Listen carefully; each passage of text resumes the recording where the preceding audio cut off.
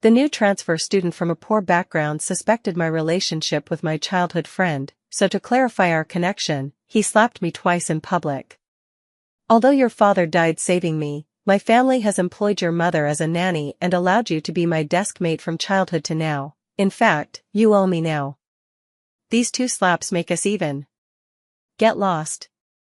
I took his words to heart, and from that day on, I no longer sat as his desk mate, stopped tutoring him, and ceased following him. Later, I transferred schools and vanished. My childhood friend searched for me frantically until he finally found me at the university entrance, where he saw the boy by my side. With red eyes, he questioned me, "How dare you? How dare you get close to another man behind my back? Be with me again, I still owe your father my life, and I'll take good care of you in the future. Get lost." I slapped him hard twice.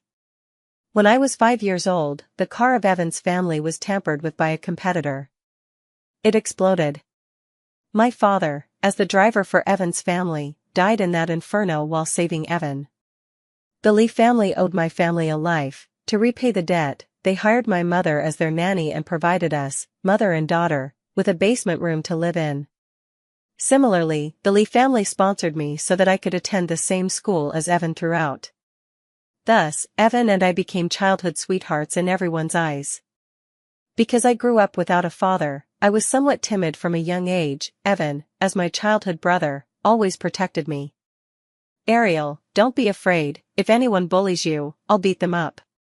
In this world, I'm your guardian deity, protecting you forever." For 18 years, I truly believed this childhood brother would always protect me. Until this year's second semester, when a poor transfer student named Ivy joined our class. She was beautiful, excelled academically, had a sunny personality, a bright smile, and was eloquent. On her first day, she attracted a swarm of admirers, but she rejected them all after inquiring about my relationship with Evan. On the first day, she announced, "I'm here to study, not for anything else. But I want to become best friends with Evan." Upon hearing Ivy's words, Evan sneered and said to me, "Don't listen to her nonsense, this transfer student seems like a lunatic to me. How could I possibly become best friends with such a crazy person?" Then, with a smile, he looked at me, "Because I'm only the best in the world with you." However, after saying this, Evan accepted Ivy's invitation the next day and had lunch with her. From that meal onward, they grew increasingly close. Classmates gossiped that Evan now revolved around Ivy every day, having long forgotten about me, his childhood sweetheart.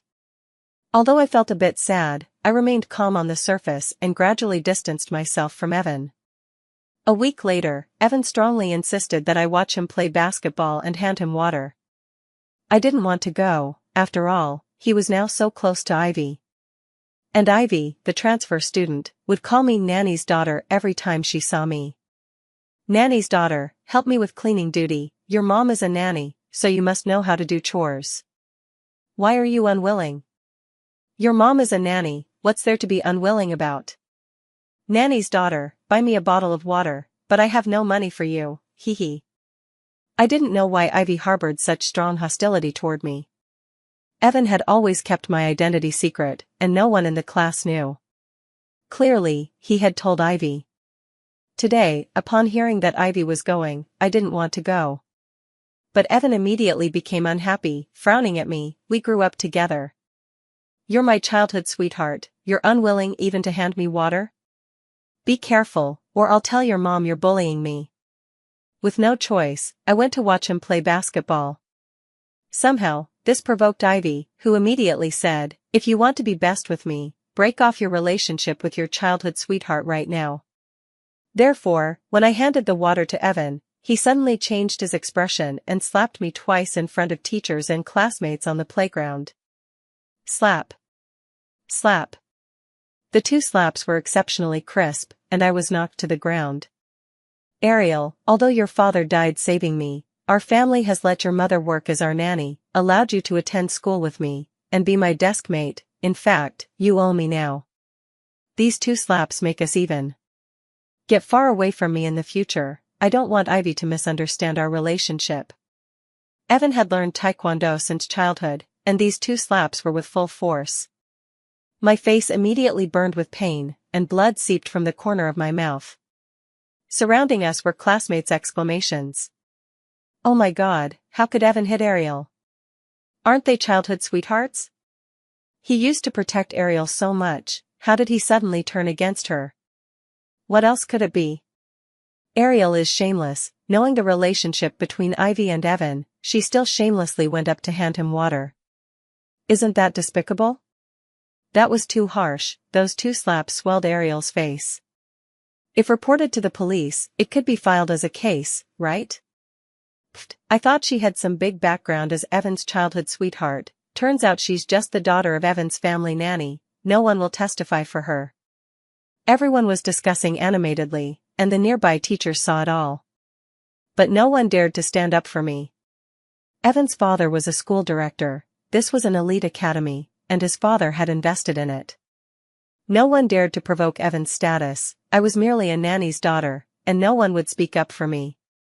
After hitting me, Evan raised his chin, waiting for my reaction. Ivy, standing aside, saw this and giggled. "Oh, nanny's daughter, I didn't expect that. I just said it casually, and Evan really hit you. You won't report to the police, will you? But don't forget, you're just a nanny's daughter. If you dare report to the police and get Evan arrested, your mother's job will definitely be gone, and you and your poor mother will end up on the streets." Ivy grew increasingly smug, and Evan looked at her indulgently. He didn't look at me but said to Ivy, "Let's go. Didn't you say the cafeteria chef's food isn't good? I'll have my dad fire him immediately. Now there's a new chef, and today I specifically instructed him to make his specialty, sweet and sour pork ribs. Let's go eat." I covered my face tightly. Evan said nothing more, but it was as if he had said everything. The previous cafeteria chef had been working at our school for 10 years. He had been there since the school's founding, and he had many signature dishes: sweet and sour pork ribs, braised fish, stir-fried bok choy, egg-fried rice. Every dish was loved by the students. But just because of Evan's word, the chef was fired, and now replaced by someone else. Evan was warning me that with his power and influence, just one word, and my mother, the nanny, would be driven out of the Lee family by his father.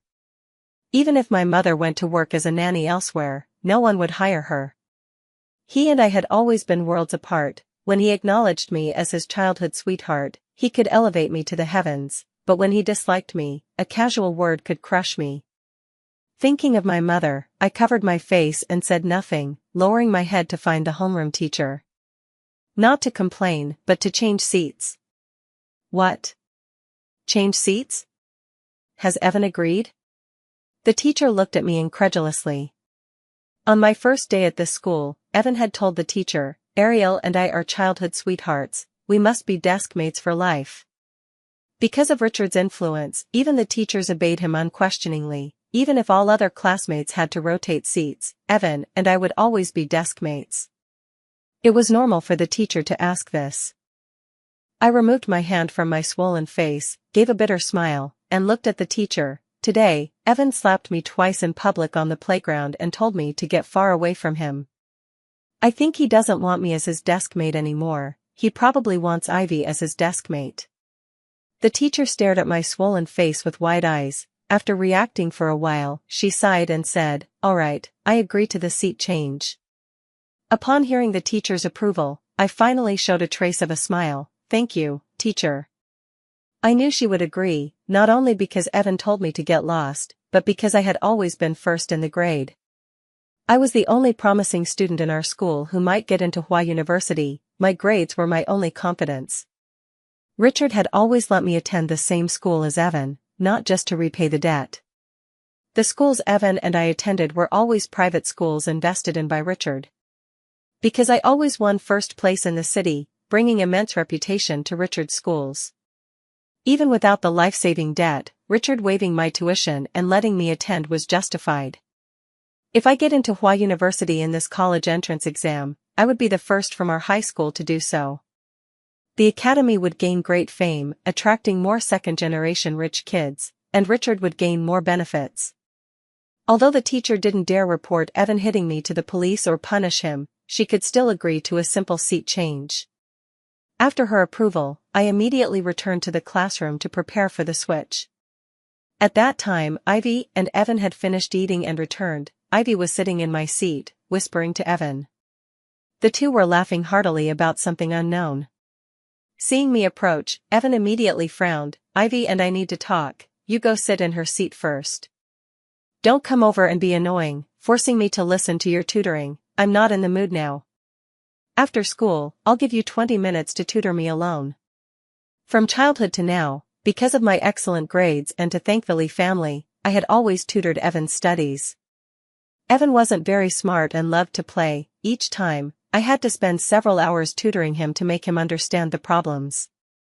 Thanks to my tutoring, Evan's grades, though not top-notch, were always in the class top 10 and grade top 50.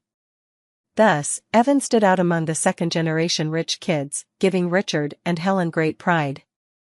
My reward was to always be his desk mate by his side.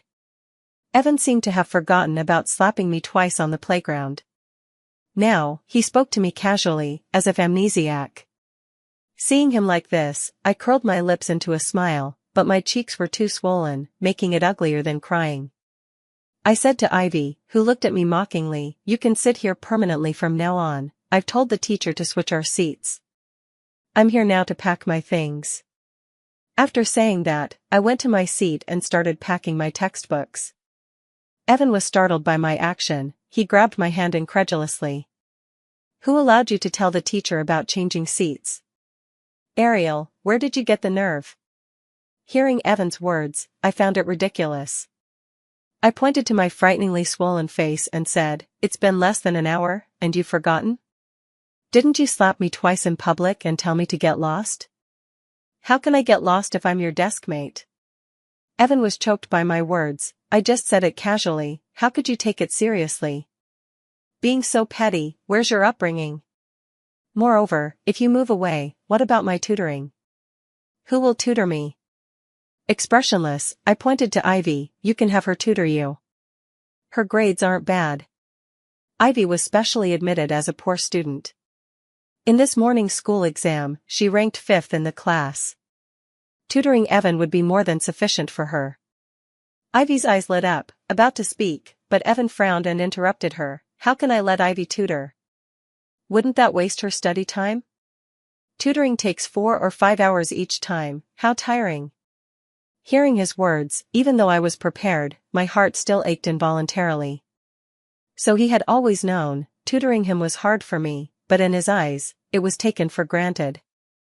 Now, when I suggested Ivy tutor him, he immediately felt distressed for her. What a double standard. I fiercely shook off Evan's hand, I won't tutor you anymore. After saying that, I continued packing my books. Evan stared at me intently, I ignored him and quickly packed my things. Just as I was about to finish, a bottle of ink was poured over me from head to toe. Ah! A girl in the class exclaimed on my behalf. I looked down at myself, my school uniform, the new backpack and shoes my mother bought me, were all splashed with ink. The backpack and shoes were branded, costing several thousand in total. Attending an elite academy, my mother, fearing I'd be mocked by classmates, scrimped and saved to buy me these brands, now all ruined. I looked utterly disheveled. Ivy held the ink bottle, looking at me smugly. Oops, Nanny's daughter, sorry, my hand slipped just now, I didn't expect to pour the ink directly on your head. You're really unlucky, bumping into my hand like that, these shoes and backpack are unusable now. You're so vain, a nanny's daughter using branded shoes and backpack, seems your mom has been skimming quite a bit as the Lee family's nanny. You won't make me compensate, right? I have no money, boo-hoo. Right after Ivy said this, Evan immediately sneered at me, what nonsense. Baby, what do you have to compensate her for? Her mother is our family's nanny, her mother's money comes from our family. What face does she have to ask you for money? Hearing Evan say this, Ivy laughed heartily. Hee hee, thanks for standing up for me, otherwise, I was really scared. I heard poor people are the best at extorting. I'm so afraid of being extorted by the nanny's daughter. I clenched my fists, looking at Evan joking with Ivy in front of me, feeling utterly unfamiliar. I clearly knew that Evan and I were never in love, I only had the affection of childhood friends for him. Previously, he was always a good childhood friend in my heart. Even though my father died saving him, I never blamed him. Because he was only 5 years old at the time, and my father saved him voluntarily, it had nothing to do with him. But now, I hated him thoroughly. If my father had a spirit in heaven and saw the person he saved with his life bullying me like this, how heartbroken he would be. But thinking of my mother, I could only endure it forcibly. I looked at the last notebook in my hand, which was now covered in ink because I hadn't had time to put it in the bag.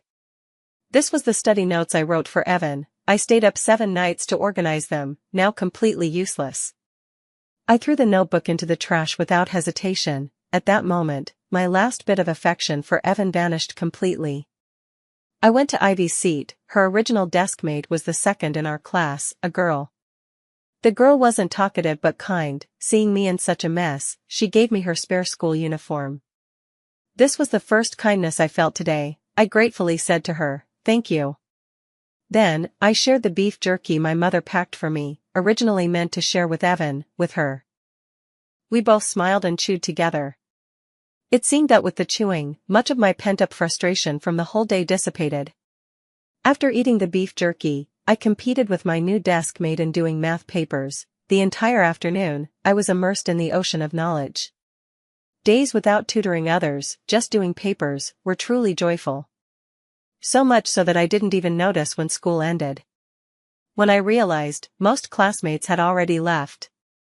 Evan had left long ago, and similarly, he instructed his driver to drive straight home. Because my mother and I lived in the basement of Evan's house, I always commuted to school in Evan's car. It wasn't that I was thick-skinned, but the Lee family lived in a luxurious villa area, far from school, taking an hour by car. Now, Evan left with the driver directly, so I had to return to the villa myself. He was waiting for me to beg him. I sneered. I had anticipated this, so I didn't turn on my phone to seek help from him.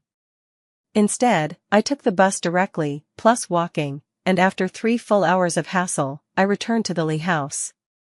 It was already 9 p.m., I put on a mask, opened the stuffy basement door, and my mother looked at me with concern. "Ariel, why are you home so late?" I asked Evan why you didn't come back with him.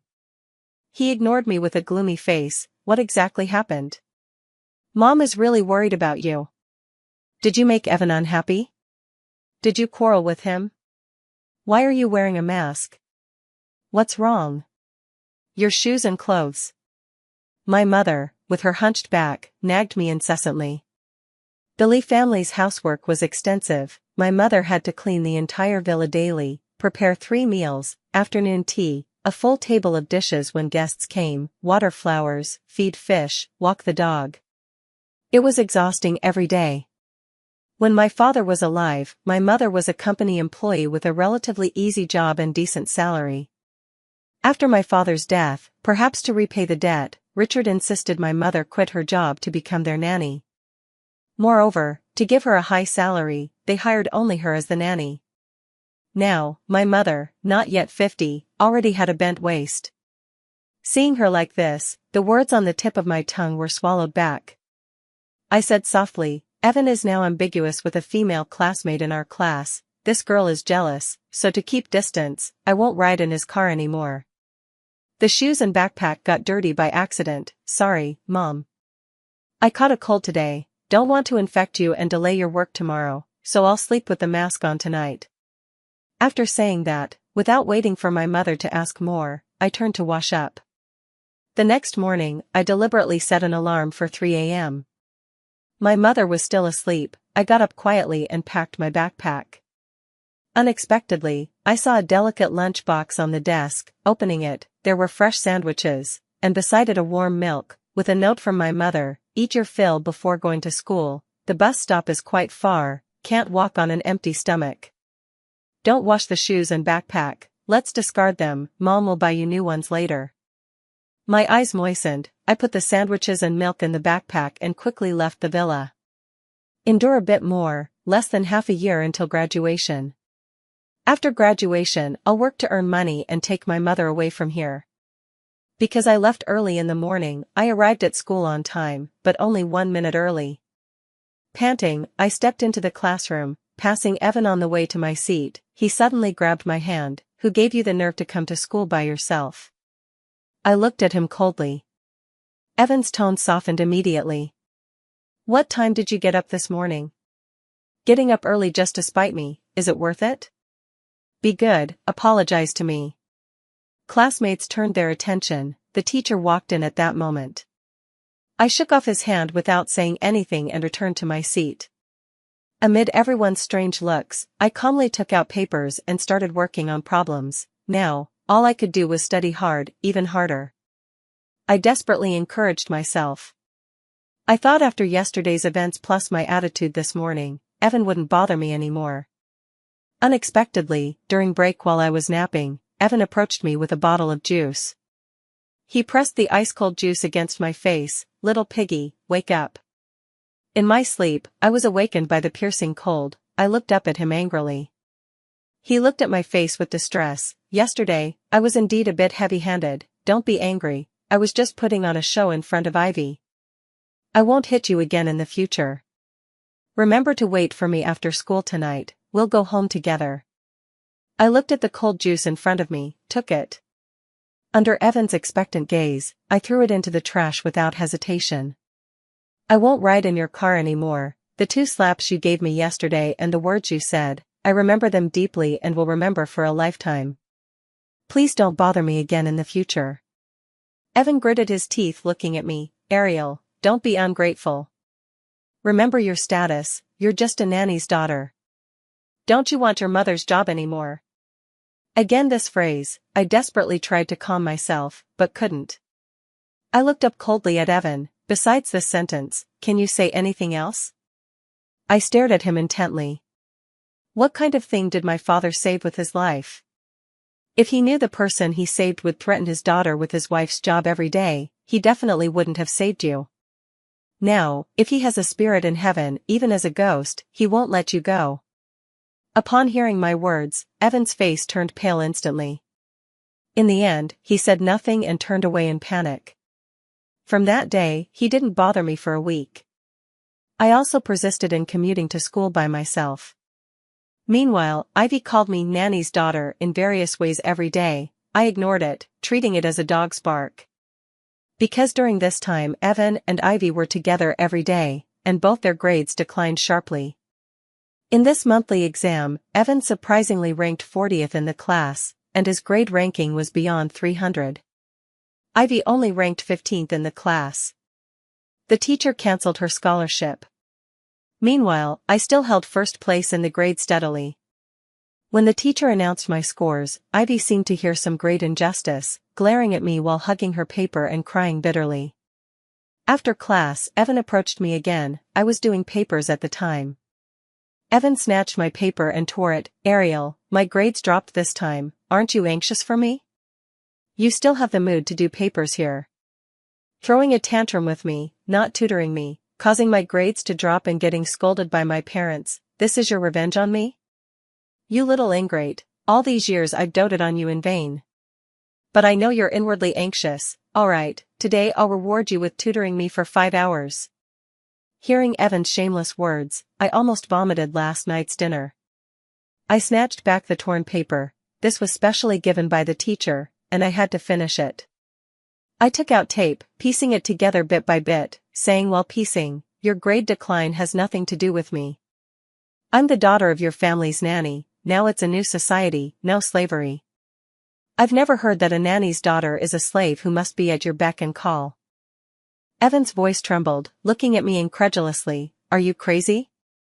Really not caring about my studies anymore? Ariel, being so ungrateful, you'll definitely regret it. Penalty, no talking to me for a week. After saying that, he kicked my chair hard and turned to leave. And I finally looked up, seeing Ivy behind him, looking at me with an extremely malicious gaze. My heart trembled. During break, as I came out of the bathroom, Ivy suddenly blocked me. I frowned, trying to walk past her. She approached me maliciously and whispered in my ear, Ariel, you must be very smug. Your father used his life to make the Lee family owe you forever. Clearly a pauper, yet able to live in the Lee house all along, your mom as the nanny, your father's death was really worth it. Pity you have only one dad. If your mom found a few more dads and they died a few more times, maybe your worth would skyrocket now, haha. I clenched my fingers, raised my hand to slap her. But then I saw the surveillance above and the classmates coming and going around. My future, my studies, couldn't be ruined because of this idiot. No one could ruin my future. I finally lowered my hand and strode away. Ivy looked at me disappointedly. I thought the matter was over. Unexpectedly, at noon while eating in the cafeteria, a scalding tray with food suddenly smashed into my face, and Evan instantly grabbed my neck. Who gave you the nerve to touch Ivy? Haven't I warned you to stay away from her and not to delusionally think about me? Evan gripped my neck tightly. I struggled desperately, but it was futile. Surrounding were classmates' exclamations. No one dared to help, but someone went to call the teacher. I opened my mouth to call for help. I didn't. But Evan's eyes were bloodshot, his hands tightening, gripping my neck harder and harder. At that moment, I could fully feel his killing intent toward me. Just as I thought I was going to be strangled to death, the teacher finally arrived. Stop. I was sent to the hospital for emergency treatment. When I woke again, I saw my mother sitting by my bed crying. My neck was wrapped in gauze. I opened my mouth, my voice hoarsely frightening. Mom, how did you come? My mother looked at me with red eyes. Ariel, why didn't you tell Mom that you've been bullied by that bastard Evan during this time? Your desk mate told me, not long ago, he slapped you hard twice, right? I opened my mouth. Mom. Don't worry, Mom has already called the police. What he did today is attempted murder. Mom won't let him go. My eyes widened. Mom, you called the police. The Lee family will fire you, your job.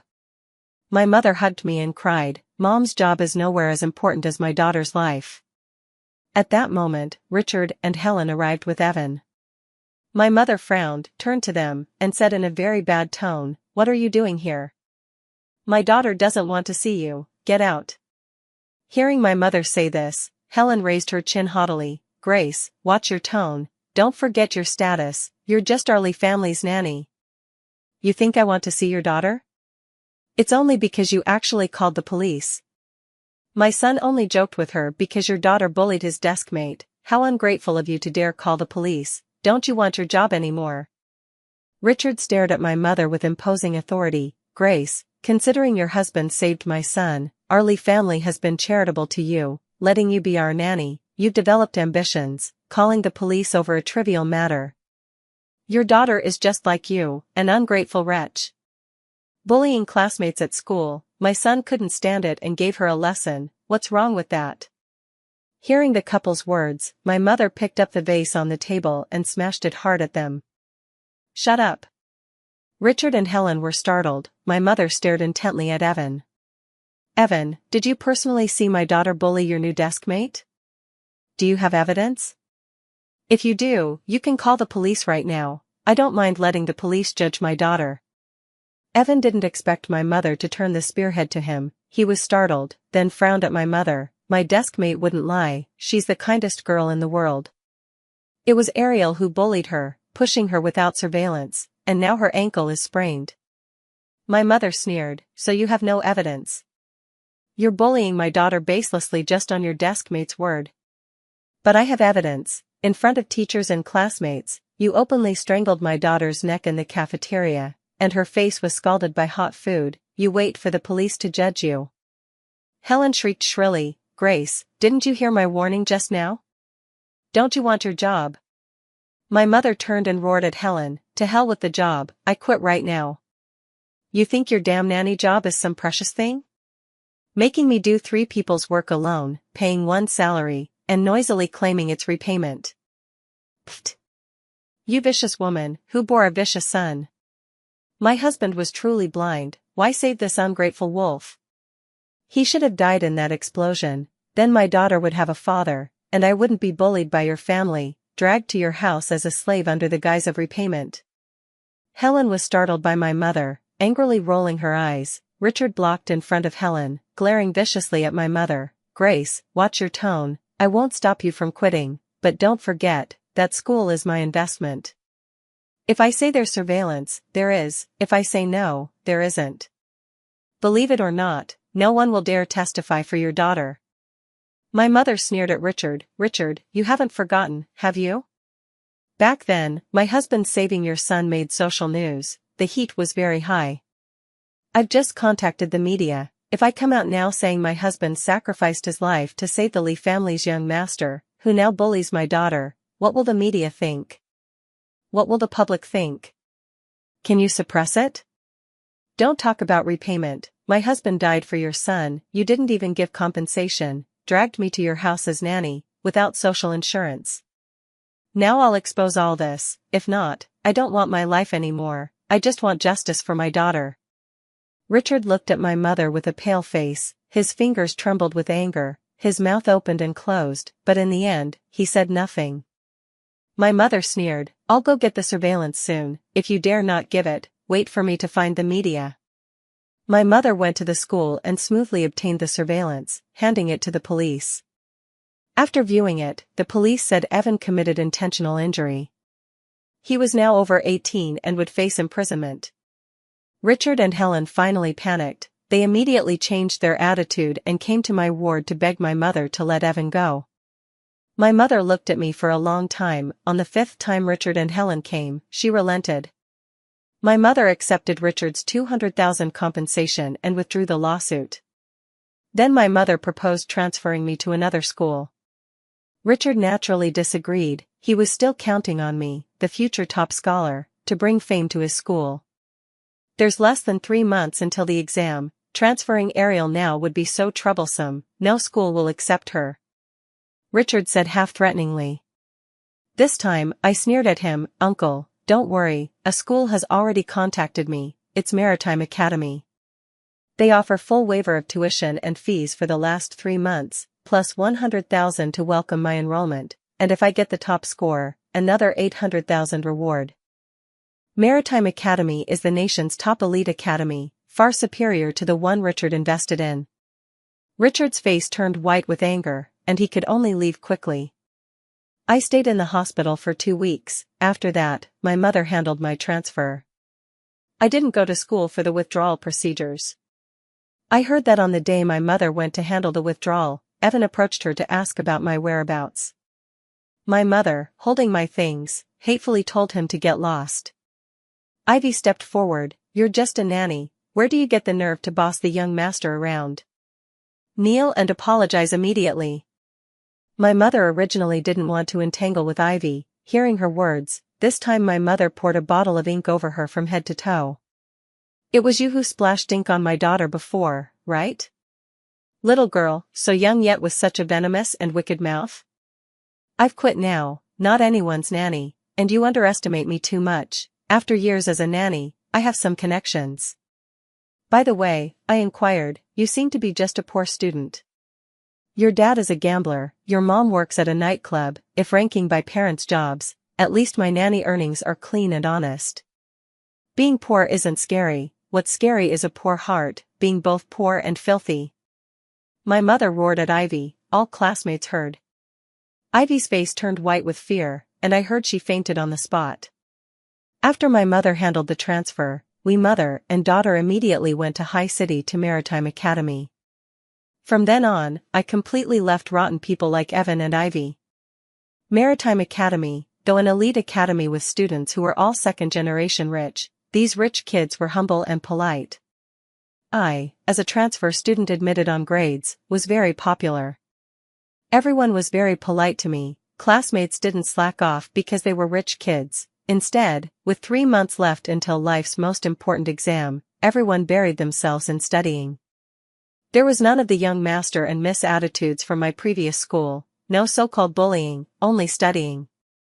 In such an atmosphere, I was more diligent than before. Every day, I studied until blackout, each mock exam was steadier, always first in the grade.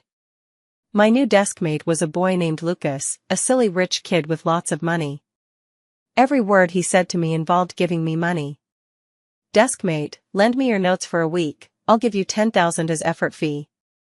Deskmate, tutor me, per hour, I'll give you the highest market price, 5,000. Deskmate, this beef jerky is tasty, share half with me, I'll transfer you 1,000. Deskmate. Compared to Evan's stinginess, Lucas truly fit the rich kid image. Although the exam was imminent, for money, I was willing to spend some time and energy on him. The day before graduation, I checked the transfer records from Lucas. I had earned a full 200,000 from him. I was very satisfied. Therefore, when he asked if we could continue being good friends if we got into universities in the same city, I answered without hesitation, of course. In a blink, it was time for life's most important exam. Having put in 3 full years of hard work, I poured all my efforts into this exam. Fortunately, in this exam, I wrote as if divinely inspired. After finishing all subjects, unlike others, I wasn't extremely nervous about my scores. Instead, I felt relaxed. As expected, on the day scores came out, mine were shielded. I ranked first in the province. Then, Hua University and Qing University both called me. I ultimately chose Hua University. The academy also fulfilled its promise and gave me the scholarship. When the principal gave me the scholarship, his face was flushed with excitement. Ariel, choosing our school in the last 3 months is our great honor. Because of you, the top scholar, our school has gained huge fame this year. Thank you so much. Now, with this scholarship, plus the money from Lucas, and the previous compensation, my mother and I's finances improved greatly. My mother also found a very good job, still as a live-in nanny, but this household paid 20,000 per month and provided social insurance. We mother and daughter were very satisfied with our current life. My life here was smooth sailing, but I heard that Evan and Ivy's side was the complete opposite. Ivy and Evan both failed to get into university. Ivy's grades, if nothing went wrong, could have gotten her into a good first-tier university, but she put all her mind elsewhere. Later, my mother exposed her background. I heard she then put all her efforts on Evan, determined to change her fate by marriage. Thus, in the last 3 months, she didn't study at all. Even with a good foundation, she only got a very ordinary score, only enough for a junior college. Junior college tuition is high. Ivy's parents wouldn't let her attend. I heard she cried begging Evan, but he was ruthless, not only ignoring her but blacklisting all her contacts. Later, I heard her parents dragged her back home to marry her off. Meanwhile, without my tutoring, Evan mingled with Ivy every day. After I left, I heard he flirted with Ivy while desperately inquiring about my whereabouts. His grades declined terribly, finally scoring only 311. When Richard learned this, he was so angry his heart disease almost flared up. Richard had long boasted that his son wasn't a useless rich kid but one who could get into a prestigious university. At every dinner party, he boasted non-stop. Now with Evan's score, Richard's friends mocked him privately every day. Richard felt extremely humiliated, and because of losing me, the top scholar, his previous elite academy had recruitment difficulties. So humiliated, Richard announced the identity of his illegitimate son. Turns out Richard had cheated long ago. The illegitimate son was about Evan's age. Originally, with Evan's good grades, Richard didn't plan to reveal the illegitimate son. Now, with Evan so useless, the illegitimate son was said to study well. Thus, Richard prepared to abandon Evan. I heard upon learning this, Helen went mad with anger and ended up in ICU. Evan's worldview collapsed. He had a big fight with Richard, and in the end, father and son even came to blows. He actually hit his biological father. Because of such unfilial behavior, Richard, who originally planned to send him abroad for further studies, now completely abandoned him, leaving him to fend for himself.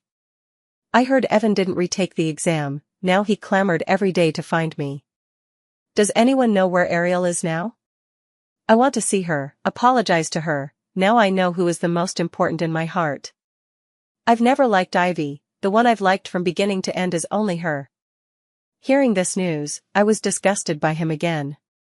Later, I attended Hua University. Classmates and teachers were very friendly to me.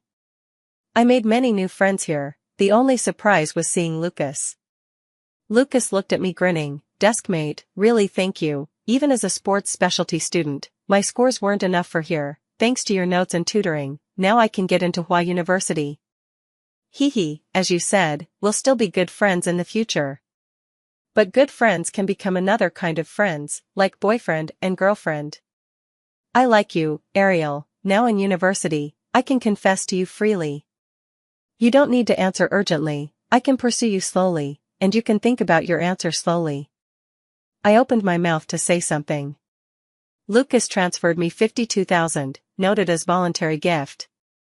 In the future, every time I confess, I'll transfer 52,000, if you become my girlfriend, I'll transfer even more. After saying that, his face reddened. A 1.95 m tall guy acted like a child, covering his face and running away quickly. Looking at his back, then at the transfer on my phone, I felt my heartbeat skip a beat. Why did I feel a trace of sweetness in my heart? Was I corrupted by money? Am I such a vulgar person? Well, yes, I am. From that day, Lucas pursued me for 3 full months.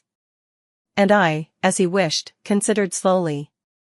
Just as I was indecisive, looking at the transfers and preparing to agree, Evan appeared. Evan, somehow learning my whereabouts. After my advanced math class, he blocked me at my dorm entrance.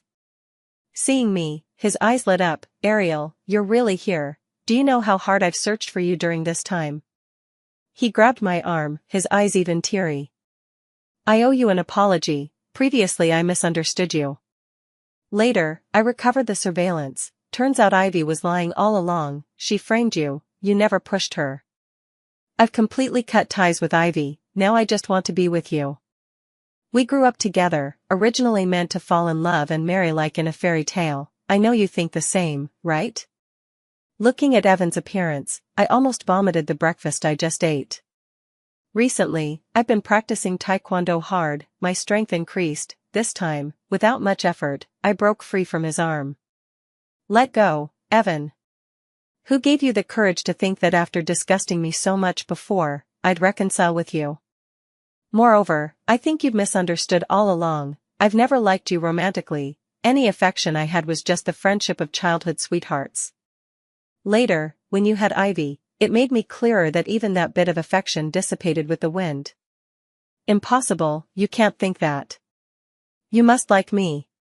He was about to say something else when Lucas suddenly appeared, holding a huge bouquet of roses.